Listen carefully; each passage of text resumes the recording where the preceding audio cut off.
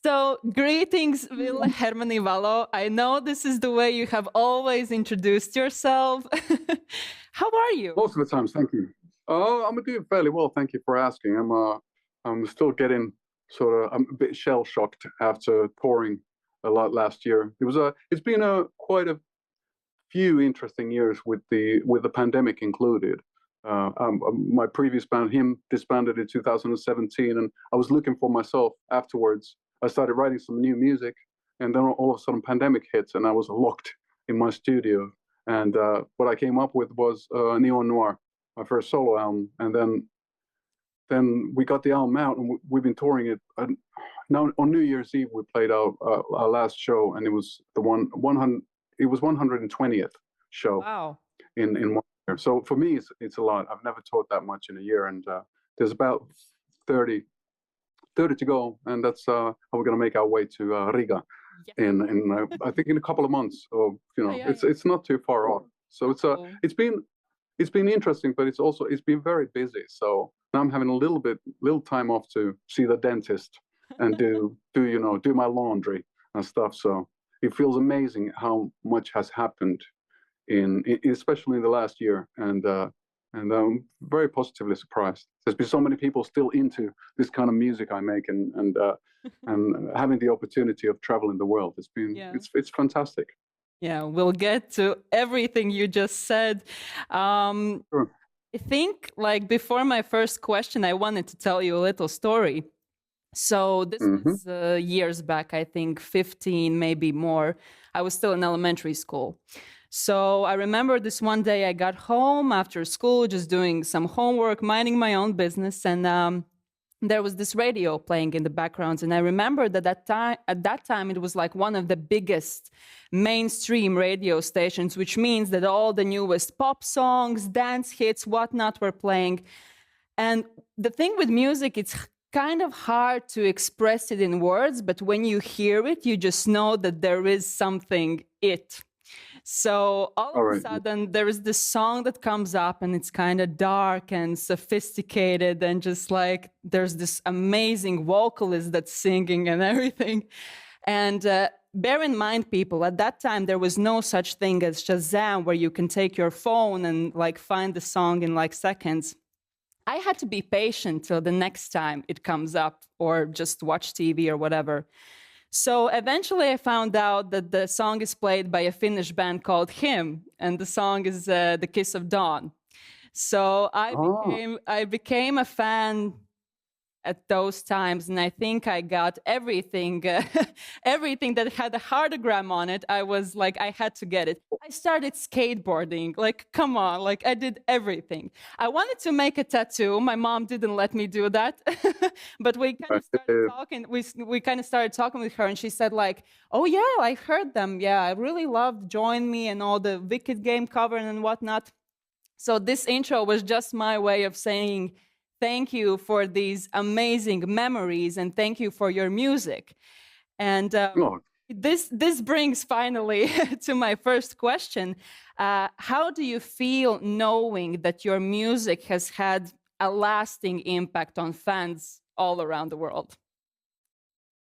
Well, thank you for the lovely trip down memory lane.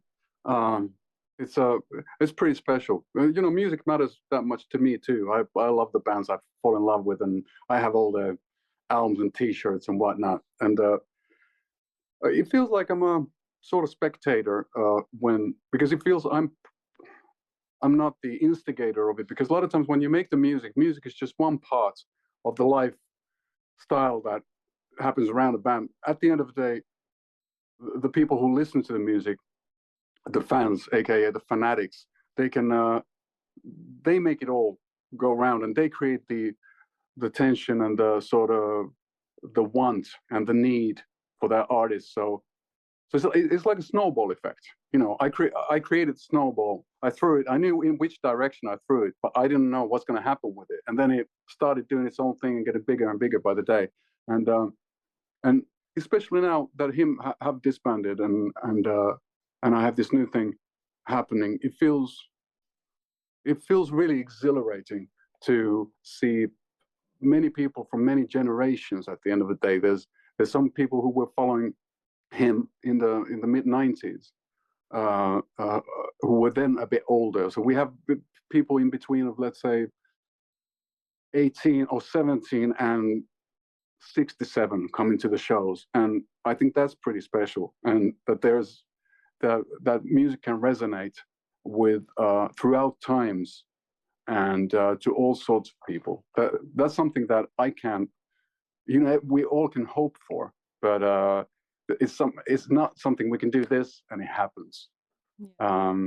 So I'm awestruck, and I'm shocked at times in a very positive way about everything that's been going on. And I'm glad that that there really is people, there are people who are interested in what I do, and that there's a chance to play the music and see people smiling, and also that there are different people with different favorite songs. Like, like The Kiss of Dawn might resonate with somebody a lot, and something completely different might. And on this last tour, there's been a lot of people who are not so much fans of the hymn stuff, but they really got into the new stuff. So that's been interesting too. And of course, as a singer and a songwriter, it's nice that I'm not just a jukebox playing, golden oldies or olden goldies, however we all want to put it. So it's nice that there's the past and the present and the future and everything between. I couldn't have said it better than you. It always fascinates me. You're so articulate and so, like, I think people will enjoy this interview by just listening to how you talk. So I know that hymn has been like a really big part of your life, and I hope you don't mind. I just have like a few questions about it. You already mentioned that you played your last show in 2017. For fans, it was probably a very sad day, but how was it for you? Let's say we'd been preparing for the funeral for quite a long time. So we've been working on music, and the music didn't sound as good as we hoped it would. And then we, little by little, started thinking about that maybe the band had seen its glory days, and there would be a reason to call it a day. And I think that the cool thing about that was that we didn't wait for the relationships in the band to become so. What you hear and what you read in papers, bands usually they start fighting and they sue each other, and it becomes a big, a poop show. And so I'm glad that we were able, as friends, to make the call that maybe the spark isn't there anymore. That let's give it a last little hurrah and do the last world tour. And that tour was one of the best ones we've ever did, because we knew that it's going to end. So that made it very bittersweet, and I think in a very positive way. And after the last show was done, I went home, and I think I had a microwave pizza and went to bed. It was I thought it would be more like a world-ending moment, as him had been such a big part of my life. But I woke up the next day feeling exactly like the same guy, and the same silly ideas and so forth. It was just that there was one, I wasn't wearing the albatross around my neck. There was one, one ball and chain was missing. So I think it was good timing, and I think we did it with some sort of dignity and at the right time. And all things must come to an end, and it's easier said than done. So that's one of the best things we ever did with the band, was to call it a day after a reasonable amount of time being together. It just wasn't the right time for us, and the stars weren't aligned. And it remains to be seen if it happens so in the future. If one day we will play together, I don't know. I've been in touch with Miguel, the bass player, quite a bit, and then Anto, who used to play keyboards in him during the very first album. They're very close friends of mine, so we always jokingly talk about it a bit. But it's you need a good reason. Exactly. You need a good reason to do a thing like that. It can't be just for the past glories. There has to be, whatever it might be, but some sort of angle or some sort of weird new perspective. And at this moment in time, I really appreciate doing what I do with the solo stuff, because it has enabled me to get more intimate with music than ever, as there's nobody telling me what to do. I feel like musically speaking, I feel like everybody feels when they're moving out from their parents for the first time, Yeah. like that first night Yeah. you sleep in your first rented apartment or whatever. You just feel free, and that's a similar sort of thing I felt with creating Neo Noir, because I was able to spend as much time on as little tiny minute silly details as I wanted to, and that made that playground a very fertile one. It was great for me personally, and and I think whatever you do, you're trying to make it exciting and find new ways, new perspectives, and new angles Of course. looking at it. Because repetition is a real mood killer, and yeah, it makes you old before your time. Yeah. So after the microwaved pizza, how long did it take you to get back to the studio and till you actually came up with the idea that you want to make a solo album? It was a big pizza, so it took a while. But no, there was a band, or there is a band called The Agents in Finland, and they play this sort of very traditional 50s, 60s influence, very vintagey pop music. Um, Sort of like more vintagey than Amy Winehouse back in the day. And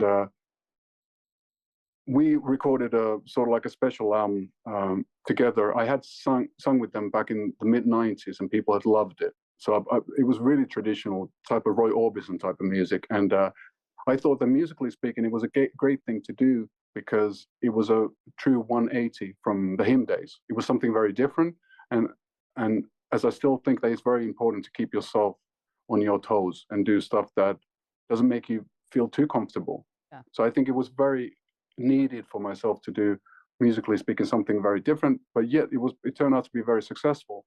And then that gave me enough time also to sort of like let my brain rest or let my songwriting muscles rest for a while, because ending with him was a big deal for me. So I wasn't sure whether I would have music in me, whether I had songs that I could consider good enough for public consumption. And so I wanted to stay active in music, but I wanted to give it a little songwriting vacation on myself. So I wasn't writing music when I was working with the agents. I was just doing the old classic Finnish stuff, and then bit by bit in 2019, I think I started working on the new stuff and released the 3 songs, Salute the Sanguine, Satsanai, Satanalia, and Runaway from the Sun as an EP. And I think it was April 2020, on the same week when the lockdown started, at least here in Helsinki. And as we all know, nobody really knew what the heck is going on. So it was a wild time, and my way out of it was to work on music, because it was quite scary, and not see my parents, and the first Christmas ever, just it was weird. It was, yeah, but now, yeah, and it was. I think a lot of people are still struggling with it, and it left it left big marks and big stains and big signs on us, and it's a weird time, definitely. But it wasn't bad for us artists necessarily. We weren't able to perform publicly, but it made sort of like introspection the name of the game, for quite a long time, because that was the only thing we could really do. So I'm trying to find positive in the negative, because of course there's no pandemic is a positive thing. So exactly. It was quite a struggle, but the cool thing about it was that we struggled together. Yeah, that was, we were apart, but in some way we were all in this together. Speaking of pandemic, right now when we're kind of all getting back to our lives and everything, is there anything you miss from that time? I think the cool thing about the pandemic was that because everybody slowed down a bit, a lot of people's social lives slowed down a bit too, which a lot of people who, for example, went out every week, like 2 times for a dinner or whatever, all of a sudden realized that they could cook for themselves. And it kind of like, it resets the social life a bit. So I think a lot of that stuff is a lot more peaceful now. It's not so hectic as it was before the pandemic. And and people are also allowed their own solitude and their own private space. And people are not thinking that you're weird if you want to be by yourself and do your own things or whatever. Not as much as they did before. So I think that's a big thing. The same with talking with taxi drivers and stuff, because they've been suffering because there's not so many people going out, even though now we're out the pandemic. But it's a lot of the stuff, and through that it means that a lot of restaurants are suffering. So it affects everything, and it's it's a big challenge, and it's a challenge that lasts for years and years to come. And hopefully we'll be better prepared for the next one whenever it might happen. So but yeah, I think we won't be out of it in many years, and but there's not really anything I would miss from the time, because that's basically what I do anyway. I'm just by myself writing music. There was my girlfriend. She sent me a picture she found somewhere, like a little cartoon of an artist painting there's an easel and a painting, and the artist paints, and there's like the text reads on the first picture. All the pictures are exactly the same, and the first one is like an artist pre-pandemic, artist during lockdowns, an artist during pandemic, and after pandemic, and it's all the same. So it's never really changed that much. Yeah. And we like to keep our distance. So Neon Noir, your debut solo album, we already talked a little bit about it, but what I think personally is the most interesting thing, and I don't think that this is stressed out enough, you did all the instruments by yourself. You were playing everything. Everything we can hear in the album is made by you. Can you tell us what was the easiest part of the process and what was the hardest part of it? Yes, I think I mistook the name solo album. I took it a bit too literally, but yeah, I think it was a challenge. The whole thing was that I was crazy enough. I thought that, what the heck, I'll try. The idea was that I wrote a couple of ideas for songs, and then I didn't have a band, so I thought that I'd demo the songs by myself. I'd record them and see how they sounded. Then all of a sudden they started sounding pretty good. Runaway from the Sun was the first one I worked on. And so in that sense, that song is very important to me. It's like it opened the floodgates, showed me that there's the possibility of doing music by new music in general, and then also music by myself. But I took it as a challenge. I took it like come hell or high water. I'm going to push through and break on through to the other side. And because challenges, it's important. And I like to paint myself in a corner. It's not necessarily the wisest thing to do, but under pressure, people do tend to, they tend to find a new reasons and new, because you're forced to. If things are, it's like I've never known an artist or a creative person who would work great with no deadlines. Yeah. So you need a bit of pressure, you need a bit of framework and stuff to work in. So that was mine. And also then the pandemic forced me to work by myself more, because you weren't able to meet anybody. So there was really no opportunity. So it just, that's kind of the good thing about the pandemic for me. It forced me to do maybe things I wouldn't have done otherwise, through which I found more about myself, and found new avenues of being creative, and new opportunities, and new aspects maybe about myself. So in that sense, it was a very enlightening experience. But I still, I think one pandemic in a lifetime is more than enough. Exactly. So we will see you in April here in Riga. You've been here a few times. Do you have any special memories from Latvia, or maybe you even have some special places where you've been or you like?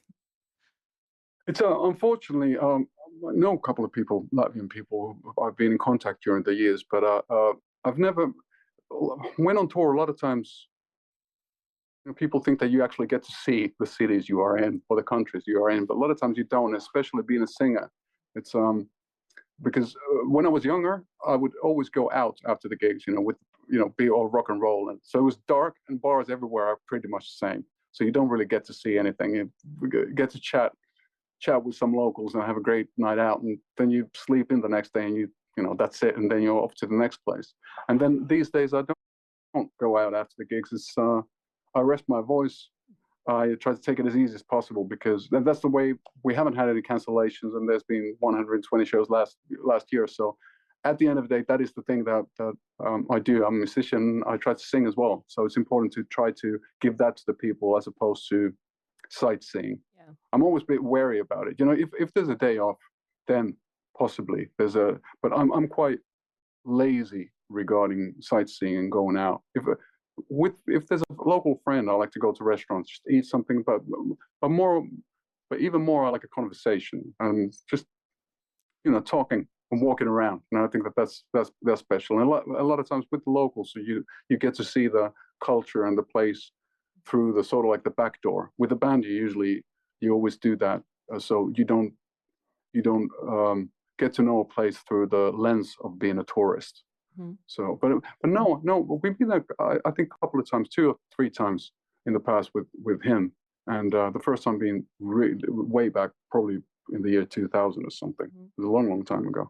But yeah, I remember the renovations they did in the city of Riga, because that's changed quite a bit, hasn't it? Like during the past, but God, that's been like 25 years. Don't say it loud. So, but yeah. No, but just saying that a lot of places do tend to change. But I remember it becoming more like well tended and more gardeny. There was a lot of like that sort of stuff. But that was a long time ago too. So it might be that's totally different now. It's all like AI and robots. No AIs, no robots. Still the same old churches and everything. But I think it's. I mean, I'm a patriot of my city, so I really like it, and I hope you will like it too. I heard that there are people who actually travel to Helsinki to visit one place that reminds them of you. Do you know what I'm talking about? Well, it's weird if it reminds me of myself, but yeah, maybe if you're talking about my dad's shop in Helsinki, it's been a weird mecca for a lot of people, not only for the hymn people. It's a lot of people who visit Finland and love music, and especially harder rock music. They visit that shop. It's become emblematic, and my dad's still there every day, and he's happy meeting people from all around the world. And he's kind of he always calls me up like, now there's people from Bolivia, you should go there. And he's like my sort of like spiritual advisor when it comes to all that stuff. Yeah, it's still there, and I used to work there a little, helping my dad out back in the day as well. But it's a small little shop with all sorts of adult-oriented things, and even it's called the adult toy shop if you translate the name. Yeah. So it is a toy shop, but definitely for adults. And a tourism spot for adults also, maybe. Indeed. Yeah, indeed, Joy. Yeah, that's exactly right. But yeah, my dad's enjoying it. It's been fun because it's become a tradition for a lot of people. Also, a lot of people who've traveled to Finland many times. They go there each and every time, and it's we thank you for the support. How is business these days? Indeed. No. So I've been in Helsinki a few times myself. Didn't visit any adult toy shops though. But what fascinates me the most about Scandinavia, and I can't find the answer. How come so many great musicians come from this place? And you can name, I don't know, starting from ABBA. Like nowadays, there are so many great musicians. What would you say is the X factor behind the Scandinavian music success? Well, I was probably 25 before I learned that Finland is not a part of Scandinavia. Mm-hmm. So we're near to those countries. So Sweden, Norway, Denmark. I'm not sure if Iceland is part of it. That's that's how bad I am. I dropped out of school before I even learned that. I guess it's Fenno-Scandinavia is the term. So we're more as Finland. We're more together with you in the Baltics. Okay. So we're one people, and the other ones they can sort of, But nah. It's weird, but right? It shouldn't be like that. Musician-wise, I always thought that it's probably the perseverance. It's like us Finns, we don't give up. That's a positive thing and a negative thing, I think, at the same time, because it can make us really infuriating, because we're just not willing to let go. And we're like, no matter come hell or high water, we're still going for it, and we'll show everybody and whatnot. And the other thing, you know, I always thought originally that way all the metal bands came from Scandinavia and from Finland and northern places in the world is due to the cold. So you have to play really fast because that would keep you warm. So That's a good explanation. I'll take it. well, you know, it sounds good. It sounds good. You know, not sure how far it is from the truth, but you know, there's an element to that, I'm sure. The same thing with burned churches. It didn't have anything to do with religion. It's just they were incredibly cold. You know, they had to keep themselves warm one way or the other. You know. Everyone finds their own way, I guess. You started your tour last year, and despite the fact that you did the album all by yourself, you do have some members who play with you on stage. Yes. Yeah, can you tell us what is the difference between traveling with him and now with these new guys? I mean, it's like, is it still like, I don't know, like a honeymoon phase or something? Talking in those terms, it's like, well, good that you mentioned honeymoon. It's like comparing girlfriends or boyfriends or any relationship. So that's a thing nobody should ever do. That should be banned in law. The cool thing about the band I'm touring with now is the fact that we were not trying to put together him number two or you know, the guys in him I love to death, and they have, musically speaking, they have their own strengths, and we came from more of the metal side of music, and with the new lads, I was hoping to play maybe a bit more with guys with more alternative rock / indie music sensibilities, because there's a bit more of that in neo noir as well, and I thought that I would learn from them, which I have. So that's been incredibly cool and great. Otherwise, it's pretty much the same. Everybody's, you know, smelly socks are smelly, you know, and in a tour bus, you're very in close quarters, and you have to find your own space to be able to take it all. And it's always a challenge, but at the end of the day, it's a positive challenge. There is one thing missing though on stage, and I have to warn: smoking kills. And you quit a while ago, but for me, honestly, it's really hard to imagine you being on stage without a cigarette in your hands. Was it part of your like image, or did it actually really help you with the vocal cords, since you do have like very deep low voice? That's about it's. I think originally why I started, you know, smoking on stage, and then I also usually had a bottle of red wine in the other hand. It was due to I was nervous. I was a bass player and a drummer and a little bit of a guitar player before, so I used to be on stage with something in my hand. So all of a sudden, I just felt very naked, and then I thought it looked cool. I still, you know, I grew up with Humphrey Bogart and Jimmy Dean pictures on my parents' walls and stuff. So I love that old school American film noir, that glitz and glamour sort of era, and cigarettes that was a big part of it. But yeah, then at some point, same with alcohol. It was I just realized that it's not doing me any good anymore. It's you know, it's yeah, it started to wear me out, and I'm asthmatic as well. I have asthma, so the cigarette smoking didn't help with that, and yeah, I still love cigarettes, but I've just decided not to smoke. I never say never. I just say that I'm having a break, because if you say that you're going to quit something, that makes you usually think about the stuff you're quitting way too much. You become, yeah, you start to become obsessed with it. You know, it's like, you know, I'm not going to eat chocolate ever, and then every time you're in a store and there's like a few chocolate bars, you're gonna look like a raving lunatic looking at them. So I'm just taking a little break from all that bad stuff, but yeah, it does. But like same as whiskey, it helps with the voice in the studio, especially. You become a bit more like that. Oh my but gosh! but you learn it along the way as well. And then I like the fact that, you know, you can sing pristine as well, and you're not.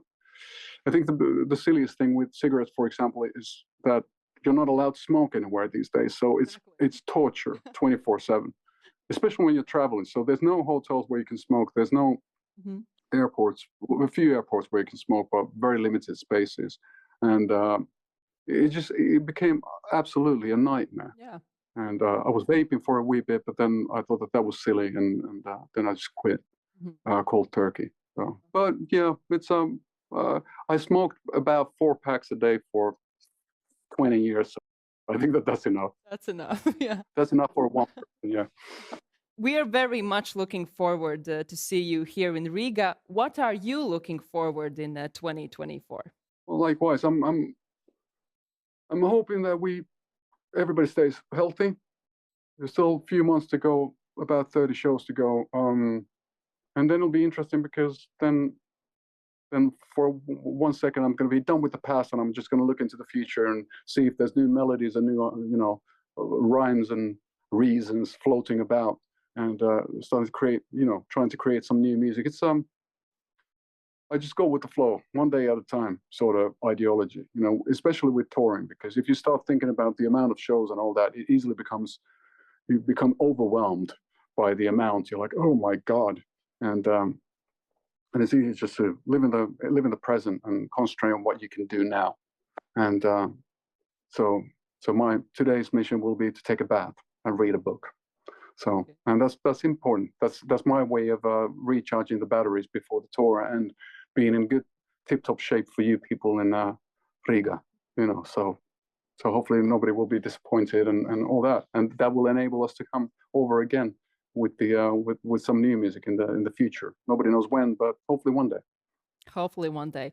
Ville, thank you so much for your time. I really, really enjoyed talking to you, and I really hope that I will see you in person as well. So read your book, take care, and see you in spring. See you in a few months. Take it easy.